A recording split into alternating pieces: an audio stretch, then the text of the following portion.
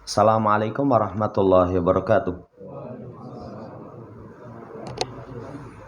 Innal hamdalillah nahmaduhu wa nasta'inuhu wa nastaghfiruh wa na'udzu billahi min sururi anfusina was sayyiati a'malina. May yahdihillahu fala mudhillalah wa may yudlilhu fala hadiyalah.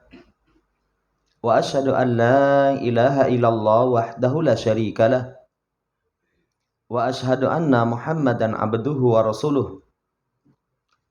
Allahumma salli ala Muhammad wa ala ali Muhammad. Ya ayyuhalladzina amanu taqullaha haqqa tuqatih wa la tamutunna illa wa antum muslimun. Ya ayyuhan nasu taqu rabbakumul ladzi khalaqakum min nafsin wahidah wa khalaqa minha zawjaha wa batha minhuma rijalan katsiran wa nisaa'a wa taqullaha alladzi tasaaluna bihi wal arham innallaha kana 'alaikum raqiba. Ya ayyuhalladzina amanu taqullaha wa qulu qawlan sadida yuslih lakum a'malakum wa yaghfir lakum dhunubakum wa may yuti'illaha wa rasulahu faqad faza fawzan 'azima. Amma ba'd, fa inna ashdaqal hadithi kitabullah wa khairal hadi hadi Muhammadin sallallahu alaihi wasallam wa syarrul umuri muhdatsatuha fa inna kulla muhdatsatin bid'ah wa kulla bid'atin dhalalah wa kulla dhalalatin finnar. Ma'asyiral muslimin rahimani wa rahimakumullah. Melanjutkan pembacaan syarah Masail Jahiliyah. Pertemuan yang lalu kita masih di permasalahan yang pertama dari perilaku orang jahiliyah yang ditentang oleh Rasulullah SAW, yang diselisih oleh Nabi kita Muhammad. Annahum yata'abbaduna bi israqis salihin fi du'aillahi wa ibadatihi. Jadi mereka beribadah kepada Allah, berdoa kepada Allah itu dengan melakukan kesyirikan dengan orang-orang soleh. Kemudian kita lanjut pada halaman 31. Menunjukkan bahayanya poin ini. Hadihi a'damu mas'alatin khalafahum fiha Rasulullah sallallahu alaihi wasallam fa'ata bil ikhlas wa ahbara annahu dinullahi alladhi arsala bihi jami'ar rusuli wa annahu la yaqbalu minal a'mal ilal khalis. Ini masalah yang paling besar.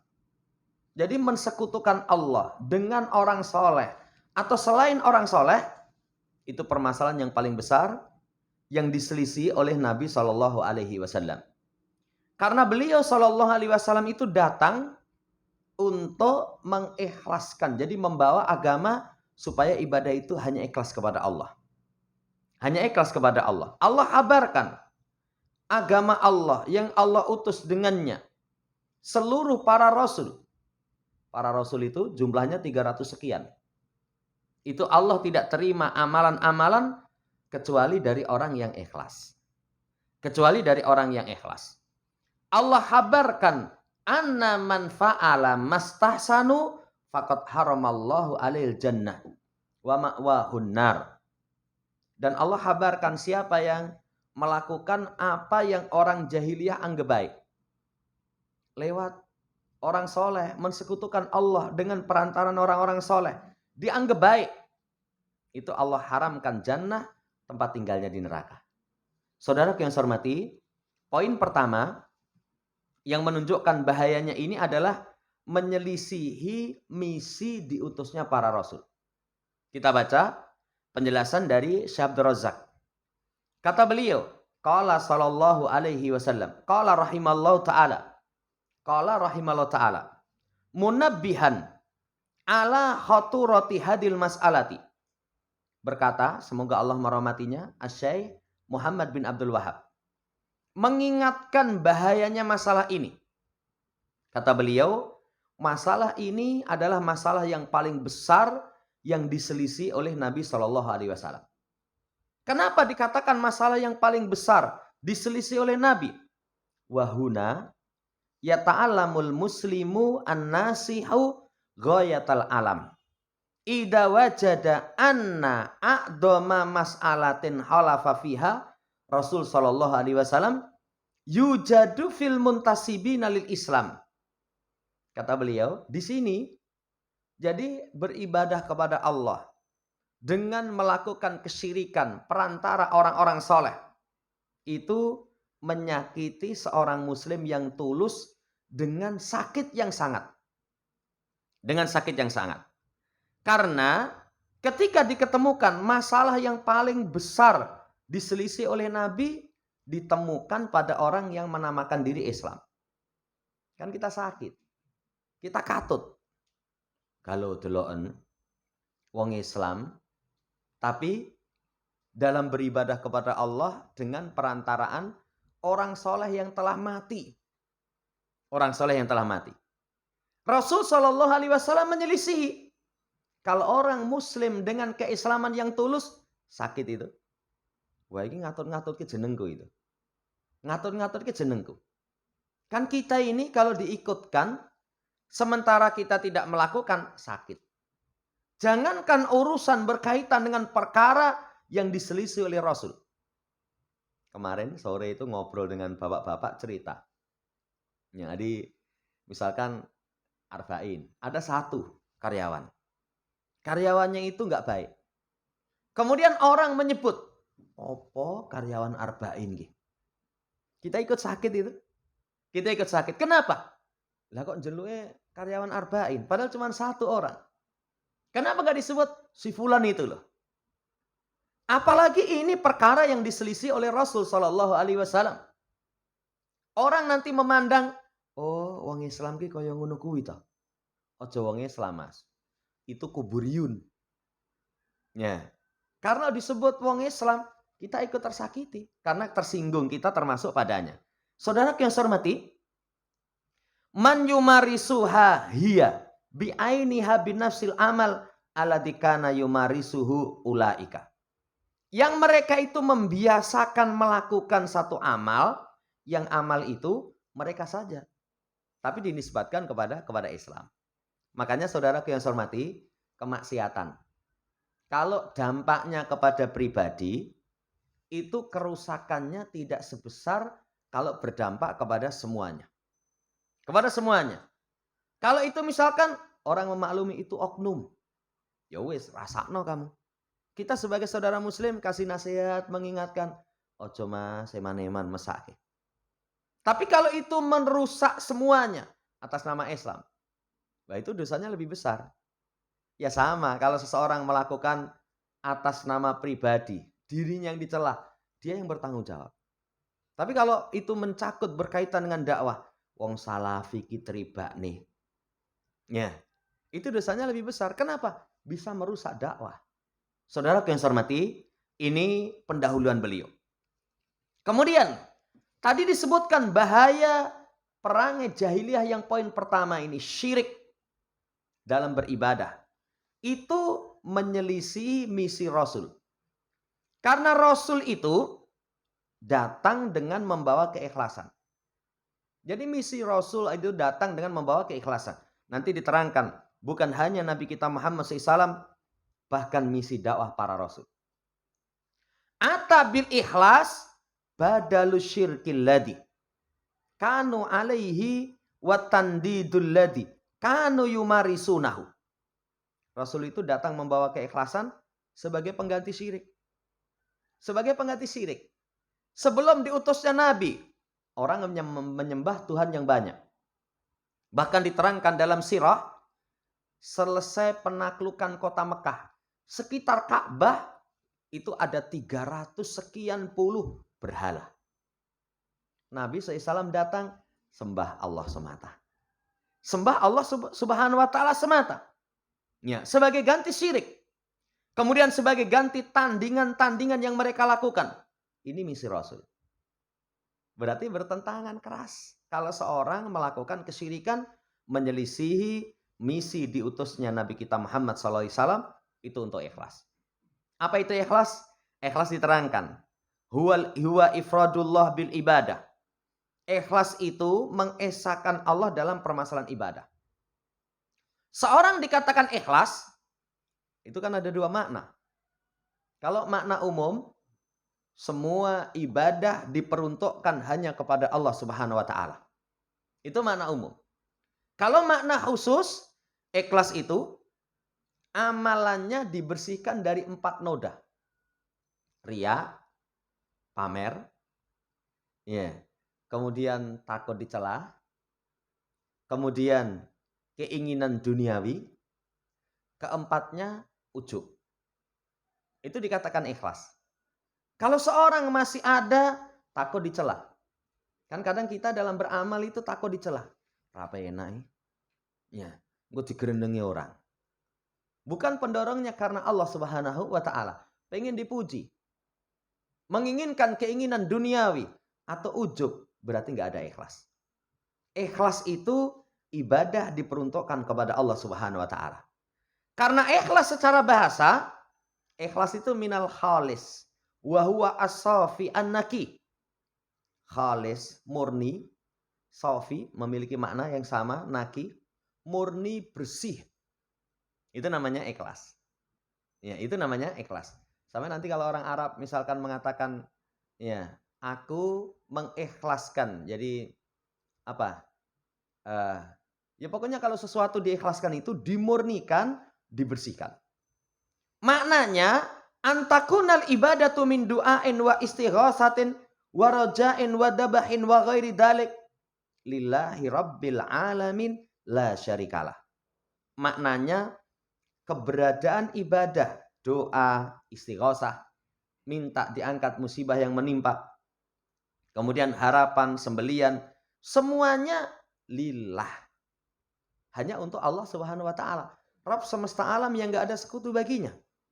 Hanya untuk Allah Subhanahu wa taala.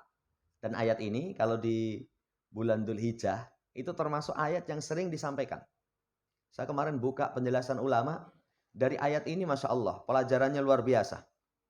Pentingnya sholat, pentingnya menyembelih.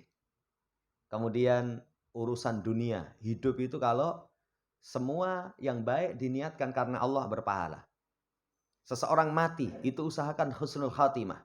Karena wama mati lillah. Kemudian semua ibadah harus karena Allah. Kemudian Rabbil alamin, lillahi rabbil alamin. Yang berhak diberikan ibadah itu yang memiliki sifat rububiyah. Rububiyah, mencipta, mengatur, memiliki, menghidupkan, mematikan, cuman Allah. La syarikalah. Kesyirikan itu sama sekali tidak diperbolehkan. Sama sekali tidak diperbolehkan. Jamaah hormati, beliau diutus membawa keikhlasan, artinya ibadah itu semuanya diperuntukkan hanya untuk Allah Subhanahu wa taala semata. Fabu Isa sallallahu alaihi wasallam bil ikhlas. Beliau SAW itu diutus membawa keikhlasan. Ikhlas itu kalau dalam surat Al-Bayyinah, wa ma umiru illa liya'budullaha mukhlisina lahuddina hunafa. Tidaklah mereka diperintah kecuali supaya mereka menyembah Allah dengan mengikhlaskan baginya agama. Itu berarti ikhlas dalam makna umum. Semua ibadah diperuntukkan untuk Allah Subhanahu wa taala. Kemudian ditutup wal ayatu fi hadzal makna katsiratun. Ayat-ayat yang semakna dengan ini sangat banyak. Ini misi diutusnya Nabi kita Muhammad sallallahu alaihi wasallam. Kemudian para nabi. Semua misi para nabi itu membawa misi ikhlas. Membawa misi ikhlas. Contoh. Pertama di surat Az-Zuhruf ayat yang ke-45. Kata Allah, was'al man arsalna min qablika mir rusulina aja'alna min dunir rahmani alihatan yu'badun. Tanyakan kepada mereka ya Muhammad. Tanyakan kepada orang-orang yang kami utus sebelummu dari utusan-utusan kami. Apakah kami jadikan selain Ar-Rahman sebagai sesembahan yang disembah? Ini pertanyaannya nggak butuh jawaban. Artinya semua utusan itu nyerunya supaya beribadah kepada Allah semata. Nyembah Allah tok. Kalau orang Jawa. Jadi hanya kepada Allah Subhanahu wa taala semata. Seru para rasul itu. Padahal tadi kita sampaikan berapa jumlah rasul? 300 sekian. Mulai dari Nuh alaihissalam sampai Nabi kita Muhammad SAW, misinya sama. Disebutkan di surat An-Nahl, walaqad ba'atsna fi kulli ummatin rasulan ani'budullaha wajtanibut taghut. Dan sungguh kami utus pada setiap umat seorang utusan, yang utusan itu menyeru, sembah Allah, tinggalkan taghut. Ijtanibu, tinggalkan disertai dengan menjauh. Taghut, semua yang disembah selain Allah dia ridho. Taghut itu syaitan. Taghut itu dukun. Semua perkara yang disembah selain Allah itu supaya ditinggalkan. Itu misi seluruh para rasul. Ayat yang kedua. Ayat yang ketiga. Surat Al-Ahqaf ayat 21. Wadzakur akha Ad. It andara qaumahu bil ahqaf. Waqad halatin nuduru min baini yadayhi wa min khalfihi alla ta'budu illallah. Dan ingatlah saudaranya Ad ketika mengingatkan kaumnya, ya, di bukit-bukit pasir. Sungguh telah berlalu pemberi peringatan sebelumnya dan setelahnya. Alla ta'budu illallah. Jangan kalian beribadah kecuali hanya kepada Allah Subhanahu wa taala semata. Jangan beribadah kecuali hanya kepada Allah Subhanahu wa taala semata. Berarti kulluhum ala hadza asal. Semua mereka para nabi itu di atas pokok ini. Jadi pokok pentauhidan kepada Allah, mengikhlaskan ibadah hanya kepada Allah. Alla ta'budu ilallah. Jangan kalian beribadah kecuali hanya kepada Allah. Nanti di surat Al-Anbiya, wa ma arsalna min qablika mir rasulin illa nuhi ilaihi annahu la ilaha illa ana fa'budun. Tidaklah kami utus sebelummu seorang utusan kecuali kami wahyukan kepadanya. Apa wahyunya? Gak ada sesembahan yang berhak diibadai kecuali aku. Setelah itu beribadahlah kepadaku. Setelah itu beribadahlah kepadaku. Ayat ini menunjukkan Nabi kita Muhammad itu utusan terakhir. Karena lafadznya arsalna min qablika, sebelummu. Berarti beliau utusan terakhir. Kemudian menunjukkan semua utusan itu misinya sama. Kenapa? Nuhi ilaihi. Kami berikan wahyu kepadanya. Wahyunya la ilaha illa ana fa'budun. Gak ada sesembahan kecuali hanya aku, beribadahlah kepadaku. 4 ayat itu. Saudara yang saya hormati, menunjukkan misi dakwah para nabi ikhlas. Misi dakwah para nabi ikhlas. Ya. Belum cukup. Dalam hadis yang sahih, Nabi kita SAW mengingatkan, al-anbiya'u ihwatun li'alat wa ummahatuhum syatta wa dinuhum wahid. Para nabi itu bersaudara keturunan satu bapak. Ibu mereka bermacam. Agama mereka satu. Agama mereka satu. Maknanya aqidatuna wahidah. Ibadatullahi muhlisina lahuddin. Akidah kita satu. Beribadah kepada Allah dengan mengikhlaskan baginya agama. Ummahatuna syatta. Tadi kan disampaikan bapaknya satu, ibunya itu bermacam. Maksudnya ibunya bermacam itu amalan syariat-syariatnya qad tahtalifu min nabiyyin ila akhar. Kalau syariatnya nanti berbeda-beda. Kayak puasa. Puasa dengan makan sahur, dengan buka, itu puasa khususnya Nabi Muhammad sallallahu alaihi wasallam. Khususnya Nabi Muhammad sallallahu alaihi wasallam. Kemudian kayak nikah. Nikah itu kalau Nabi Musa nikahi kakaknya sama adiknya, boleh. Diperbolehkan. Tapi kalau kita umat Muhammad nggak diperbolehkan. Kalau sisi syariat bermacam, tapi pondasi agama itu tauhid. Nanti kalau dalam ayat, likulin ja'alna minkum syir'atan wa minhaja. Setiap kami jadikan dari kalian itu syariat dan jalannya. Jadi jalannya yang berbeda. Apa? Tujuannya sama, tapi dari sisi pensyariatan kadang berbeda. Kayak rampasan perang. Itu kalau umat Nabi Muhammad SAW halal. Tapi kalau sebelumnya, itu kalau perang, nanti rampasannya dikumpulkan. Setelah itu nanti ada api dari langit yang melalap. Pernah satu ketika sudah dikumpulkan, itu kok nggak ada api yang melalap. Kemudian dicari, ini mesti ada yang nyuri rampasan perang itu. Ternyata ada salah satu dari pasukan itu yang mengambil rampasan perang, mencuri dengan wujudnya itu emas sebesar kepala sapi. Emas ada sapi ya. Ya. Kalau emas bobotnya 70 kilo itu Mas Ahmad ya. Nah, ini emas betul itu. Sak kepala sapi. Akhirnya ketahuan. Dari sini kalau syariat kita rampasan perang halal. Jadi secara syariat berbeda. Tapi inti syariatnya itu ikhlas beribadah kepada Allah Subhanahu wa taala. Jamaah hormati, setelah itu Syekh Abdul Razak menjelaskan berkaitan dengan ikhlas. Kenapa harus ikhlas? Karena ikhlas itu layak balu minal amal. Layuk balu minal amal ilal khalis. Tidak diterima satu amal kecuali dari orang yang ikhlas.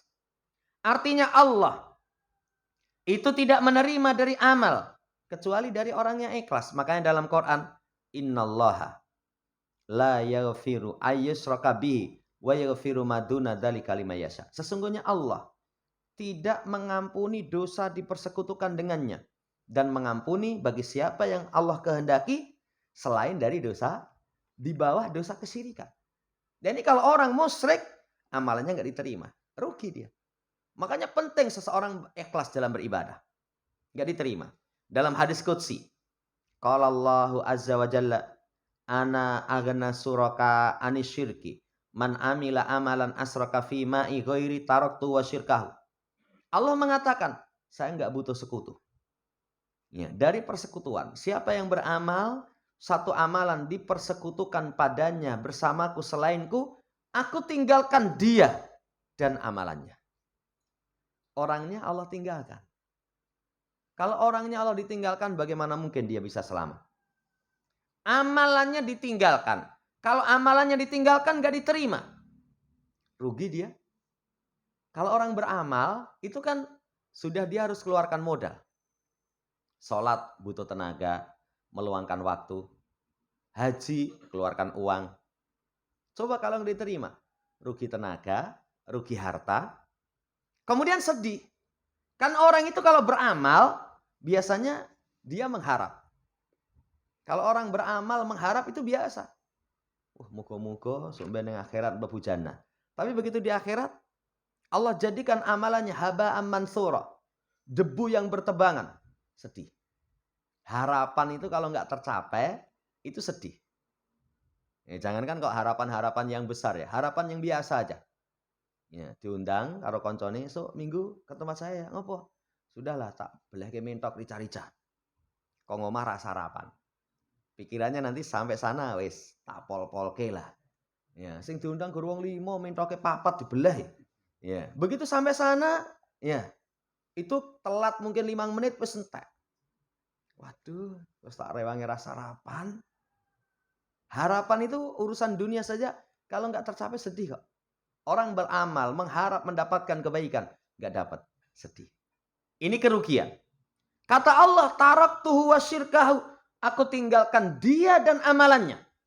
Doanya, harapannya, sembeliannya, nadarnya, sholatnya, puasanya, hajinya. Itu semua Allah Subhanahu wa taala akan tinggalkan dia. Karena kata-kata man amila amalan. Siapa yang mengamalkan satu amalan? Amalan, itu kalau belajar bahasa Arab namanya isim nakirah. Isim nakirah itu belum tertentu. Makanya terjemahnya sesuatu amal. Belum tertentu. Dan nakirah dalam konteks ini umum. Nanti nakirah dalam konteks seperti ini umum. Artinya semua amal Allah akan tinggalkan. Allah akan tinggalkan. Ya. Semua amal itu. Jadi amalan apapun yang dia kerjakan, kalau dia persekutukan bersamanya dengan selain Allah Subhanahu wa taala, ayyan kana hadzal khair. Apapun itu. Jadi untuk selain Allah itu apapun, Allah akan tinggalkan dia dan amalannya. Menunjukkan amalannya tidak diterima. Satu amalan itu akan diterima kalau khalisan liwajhihi wa batigha alimardatihi. Ikhlas karena wajah Allah atau mengharapkan ridho Allah Subhanahu wa taala. Kalau diperluas, amalan itu akan diterima oleh Allah. Kalau ikhlas. Ikhlas itu dua makna. Mengharapkan wajah Allah. Yang kedua mengharapkan pahala di sisi Allah. Itu dikatakan ikhlas. Itu nanti yang akan diterima. Wallahu ta'ala alam, ini bahayanya tidak ikhlas. Setelah itu lebih mengerikan lagi. Ya, kalau nggak diterima tok, mending. Walaupun sedih, mending. Walaupun rugi, mending. Tapi diancam dengan neraka. Diancam dengan neraka. Kalau seseorang amalannya nggak diterima saja misalkan, itu rugi. Iya rugi. Tapi lebih menyedihkan lagi, diancam dengan neraka. Lihat kelanjutannya. Wa ahbara anna man fa'ala mastahsanu faqad haramallahu alil jannah wa ma'wahun nar. Nabi SAW menghabarkan, siapa yang melakukan apa yang orang jahiliyah anggap baik dari ibadah-ibadah yang batil itu. Dari menjadikan tandingan-tandingan dari orang soleh, para wali. Dan selain mereka, itu Allah haramkan jannah, tempat tinggalnya neraka. Ya, sudah haram jannah, tempat tinggalnya neraka. Pol-polan itu. Itu sudah puncak penderitaan. Sudah puncak kerugian. Disebabkan karena tidak ikhlas. Tidak beribadah hanya kepada Allah Subhanahu wa taala. Dan ini ditunjukkan oleh Al-Qur'an. Wa hadza dalla 'alil Qur'an wa dalat 'ali sunnah. Ditunjukkan oleh Quran. Kalau Quran, innahu may yusyrik billah faqad haramallahu 'alil jannah wa ma'wahun nar wa ma lidzalimin min ansar. Sesungguhnya siapa yang mensekutukan Allah, Allah haramkan baginya jannah, tempat tinggalnya neraka. Orang yang dolim enggak ada satu penolong pun. Ada 3 ancaman. Ada 3 ancaman. Pertama, haram jannah. Haram jannah. Kedua, ma'wahun nar, tempat tinggalnya neraka. Ketiga, enggak ada penolong. Ini wis pol-polan ini. Enggak ada penolong. Coba kalau seseorang enggak diharamkan jannah, masuk neraka, tapi masih ada kesempatan untuk bisa selamat. Luar biasa itu. Apa bisa? Bisa. Mungkin dengan kasih sayang Allah, dengan rahmat Allah. Bisa dengan syafaat Nabi. Masih ada harapan. Tapi kalau sudah haram jannah, tempat tinggalnya neraka. Enggak ada penolong dengan lafaz ya. Itu wa malidzalimina min ansor. Enggak ada sama sekali penolong. Kemudian kalau mau tambahkan lagi, syirik itu merupakan dolim. Merupakan kedoliman. Dalam hadis, man mata wa huwa yad'u min dunillahi niddan dakhalan nar. Siapa yang mati sementara dia menyeru selain Allah sebagai tandingan, masuk neraka. Hadis-hadis dalam perkara ini sangat banyak. Hadis-hadis dalam perkara yang seperti ini sangat banyak. Jamaah yang hormati, ini dulu. Jadi pentingnya poin yang pertama. Mensekutukan Allah Subhanahu wa taala itu perangnya orang jahiliyah yang paling besar. Kenapa? Tadi menyelisih misi dakwah Nabi kita Muhammad SAW dan para nabi secara umum. Kedua, diharamkan jannah, dimasukkan ke dalam neraka, amalannya tertolak. Nanti poin yang ketiga, pemisah mukmin dan kafir itu salah satunya syirik. Jadi syirik itu pemisah antara mukmin dan kafir. Kalau mukmin beribadah kepada Allah semata, kalau kafir beribadah kepada selain Allah. Nanti kita akan baca di pertemuan akan datang. Demikian, wallahu ta'ala alam. Ada yang tanyakan barangkali? Masalah yang kita baca atau yang lain?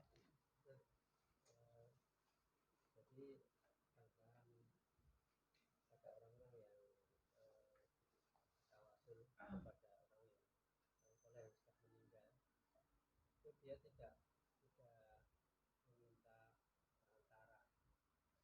tapi dia mencintai orang yang oleh yang meninggal itu, kemudian dengan mencintai mereka, maka Allah mencintai. Jadi seperti itu subuhatnya. Jadi subuhat yang tersebar itu ketika kita bertawasul kepada orang-orang soleh.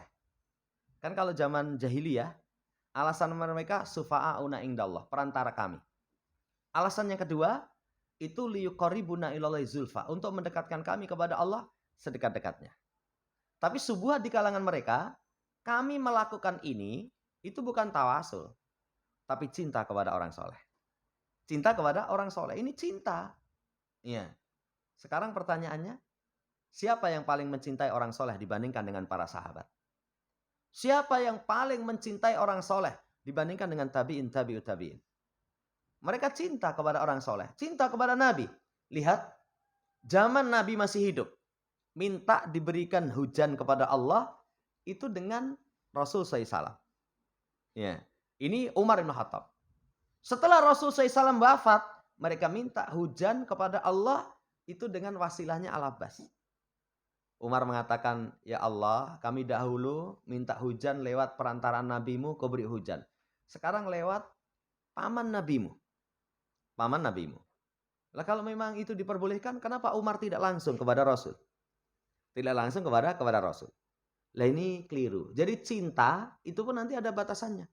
Sampai Ali bin Abi Thalib, cinta orang soleh, cinta ulama itu bagian agama. Ya, bagian daripada agama. Cuman mereka tetap manusia. Artinya kita cintai karena mereka membimbing kita untuk taat kepada Allah. Karena mereka membimbing kita memahami agama dengan benar.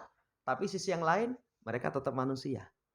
Itu subuhatnya seperti itu. Jadi alasannya itu cinta. Alasannya apa? Nanti akan dibawakan, nama tidak merubah hakikat. Nama tidak merubah hakikat. Kalau orang katakan, ini enggak syirik, ini cinta para wali. Ini cinta para wali. Hakikatnya syirik. Sampai nanti beliau kasih contoh. Kayak suap. Suap itu kalau sekarang, apa bahasanya suap? Bukan suap. Ini mas, tanda terima kasih. Bahasanya tanda terima kasih. Apa kemudian, oh kalau tanda terima kasih nggak boleh, tapi Bapak ini saya nyogok Bapak. Oh itu haram. Tapi kalau terima kasih ya Pak, diberi kelancaran. Apa kemudian nggak suap? Ya suap. Sampai penulis kasih contoh, misalkan minuman keras. Minuman keras. Zaman dahulu, khamar. Kalau sekarang orang kasih nama bukan khamar. Wih apa masih mbok goyo? Banyu langit kok. Ya kan kalau pemabuk itu katanya, minuman keras itu banyu langit. Itu pelecehan itu. Kalau air dari langit kan suci. Minuman keras, haram. Ya ini cawo katanya. Cawo itu kalau kecil itu dulu ada jualan cawo. Sekarang udah nggak ada ya. Jadi minuman kayak sirup apa-apa. Ya, itu nama tidak merubah hakikat. Apalagi orang fasik. Minuman keras dikasih nama apa? Bir. Bir itu ada dalam syariat kebaikan. Nama tidak merubah hakikat. Ya sama, orang alasannya ini cinta pada para wali, orang soleh. Tapi prakteknya, tawasul, wasilah dalam beribadah. Itu kesyirikan. Allah Ta'ala alam. Dan hati-hati, jadi seperti itu. Ya. Termasuk kuburan dibangun itu kan alasannya begitu. Nanti coba kalau nggak dibangun, kami itu sudah melupakan kebaikan mereka. Melupakan kebaikan mereka. Sementara kamu itu dulu dari lembah hitam. Ya, sekarang dikeluarkan menuju cahaya. Dengan bimbingan mereka. Tadine nur putul, kemudian faham itu syirik, itu bid'ah. Masa setelah mati mbok jarke wae. Itu kan perasaan. Jadi secara perasaan sama seperti bisikan-bisikan syaitan pada kaum Nabiullah Nuh alaihissalam. Wallahu ta'ala.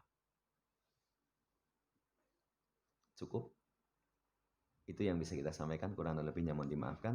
Subhanakallahumma rabbana bihamdika asyhadu an la ilaha illa anta astaghfiruka wa atubu ilaik. Assalamualaikum warahmatullahi wabarakatuh.